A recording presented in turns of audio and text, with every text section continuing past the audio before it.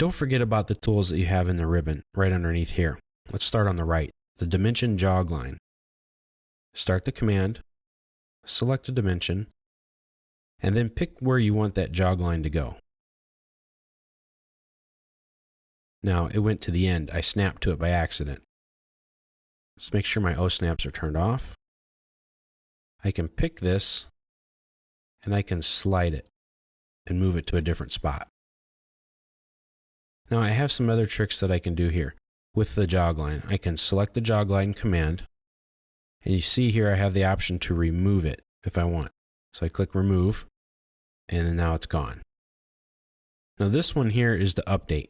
So if I've created some dimension styles and I've changed them, and for whatever reason I've done some overrides or something, I can select the dimension objects, press enter, and it will update them to go back to the dimension style settings. So that's one way to fix it. I can use the inspect command. It adds or removes different information. I can put these different tags and things in my dimensions. I can put in a label, etc. Click OK, and just follow the instructions on screen. And there you go. Now here I have a continue or a baseline dimension. If I hit continue, it will continue from the last dimension that I put in, and just lets me keep going and going and going. And there you go.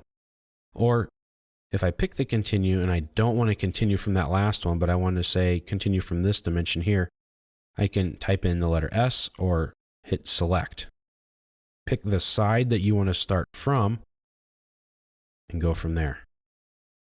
This is a real nice tool to quickly dimension something in a line and in a row, and it makes it nice and neat. Now you also have the baseline. And that works in a similar way, only instead of continuing in a row, it puts it above or below. And again, you can select the dimension that you want to work with.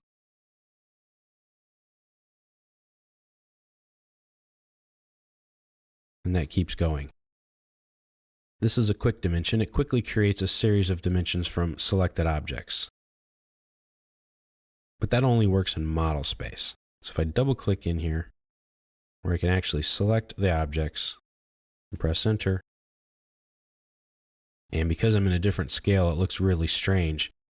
But that's what happens. It will dimension, across the x-axis or the y-axis and quickly put the dimensions in there. Now I can adjust the space here between different dimension objects. I can tell it to automatically do it, or I can do it myself. Or here I can put in breaks. I add a dimension break to this line. I can pick it auto, manual, or remove. Pick auto, and it put a break right here.